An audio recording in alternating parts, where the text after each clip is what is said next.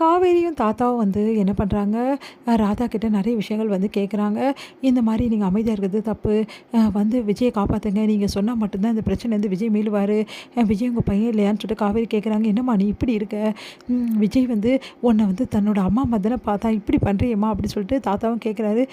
சரிங்கப்பா நான் வரேன் அப்படி சொல்லிட்டு ஒத்துக்கிறாங்க ராதா. காவேரியும் தாத்தாவும் வரத பார்த்துட்டு வந்து வேணும்னே வந்து ஏளனமா பேசுகிறாங்க. எப்பவும் போல ராகினியும் உங்க அப்பாவும் எந்த காரியமும் நடக்கலையா காவேரி?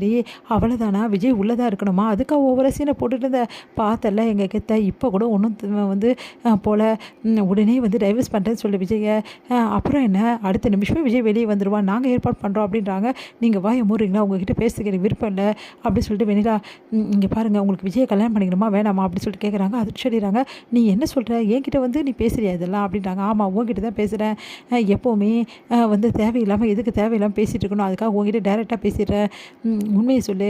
உனக்கு விஜய் கல்யாணம் பண்ணிக்கணுமா என்ன? பின்ன விஜய் கல்யாணம் பண்ணி தான் நான் இவ்வளோ போராட்டம் பண்ணுறேன். நீ அப்போ டைவர்ஸ் பண்ணிடுறியா அப்படின்னு கேட்குறேன். நான் டைவர்ஸ் பண்ணுறது ஒரு பக்கம் இருக்கணும்.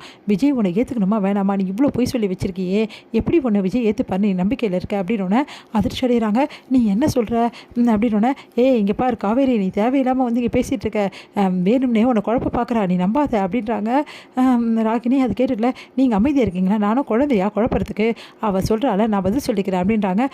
என்னம்மா இந்த பொண்ணு அப்படின்னு சொல்லிட்டு அதிர்ச்சி அடைகிறார் பசுபதி. உடனே வந்து இங்கே பாரு, நான் சொல்கிறத கொஞ்சம் கேளு. விஜய் ஏற்கனவே உன் மேலே செம்ம காண்டில் இருக்கார். நீ விஜய் மேலே சுமத்திருக்கிறது சாதாரண பழி கிடையாது. உன் அம்மா அப்பாவை இந்த உலகத்தை விட்டு போகிற மாதிரி விஜய் தான் பண்ணாருன்னு சொல்லிட்டு பழி சுமத்திருக்க.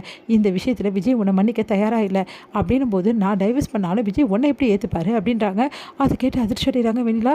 நீ என்ன சொல்கிற அப்படின்னா, ஆமாம் இதுதான் உண்மை. வேணா விஜய்கிட்டே வந்து கேட்டுப்பாரு, உன் மேலே எவ்வளோ கோவத்தில் இருக்கார் தெரியுமா?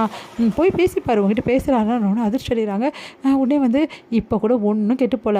வா இப்போவே போய் விஜயை நான் கல்யாணம் பண்ணிக்கிறதுக்கு தான் இதெல்லாம் வந்து நான் பண்ணேன் அப்படின்னு சொல்லிட்டு சொல்லிவிடு அப்படின்னோடனே நான் அது இப்படி அப்படிலாம் சொல்ல முடியும்னு.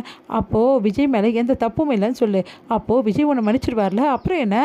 நான் டைவர்ஸ் கொடுக்கலையோ, விஜய் உன்னை மன்னிச்சிட்டா போதும்ல, விஜய் நீ கல்யாணம் பண்ணினா போதும்லன்னொன்னே ஒரே குழப்பமாக இருக்கவங்களும் யோசிக்கிறாங்க. நீ என்ன சொல்கிற அப்படின்னு சொல்லிட்டு அப்புறம் இஷ்டம் அப்படி சொல்லிட்டு போகிறாங்க.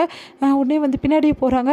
போனோன்னே என்னவா இந்த பொண்ணு இப்படி பண்ணுறா, காவேரி ஏதோ பண்ணிட்டாப்பா அப்படின்னு சொல்லிட்டு பின்னாடியே போகிறாங்க ராகினியும் அவங்க அப்பாவும். அடுத்து வந்து விஜய் உங்ககிட்ட கொஞ்சம் பேசணும். விஜய் உங்ககிட்ட பேசுறதுக்கு எனக்கு எதுவுமே இல்லைச்சா, நீ இவ்வளோ கேவலமானவளா?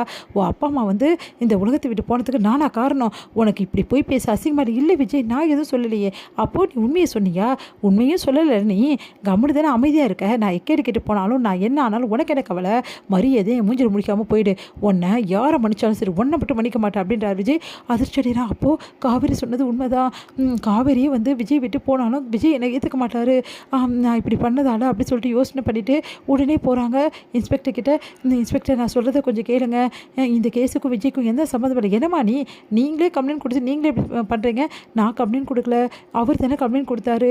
என்கிட்ட நீங்கள் விசாரிக்கலையேன்னொன்னே சரிம்மா உனக்கு என்னதான் பிரச்சனை சொல்லுமா அப்படின்னோடனே எல்லாம் வந்து இந்த மாதிரி விஜய் மேலே எந்த தப்புமே இல்லை, என் அப்பா அம்மா வந்து இறந்து போகிறதுக்கு விஜய் காரணம் இல்லைன்னு சொல்லிட்டு சொல்கிறாங்க. அடுத்து ராதாவும் வந்து இதையே சொல்கிறாங்க.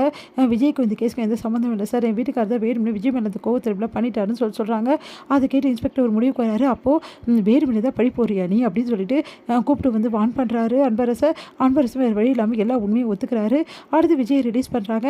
இங்கே வந்து வெளில ஓடி வந்து விஜய் பார்க்கணும் வராங்க. ஆனால் விஜய் வந்து காவேரி தேடி போகிறாரு. காவேரி கிட்ட வந்து தேங்க்ஸ் காவேரி அப்படின்னு சொல்லிட்டு கட்டிக்கிறாரு. அதிர்ச்சி அடைகிறாங்க வெண்ணிலா இதை பார்த்து.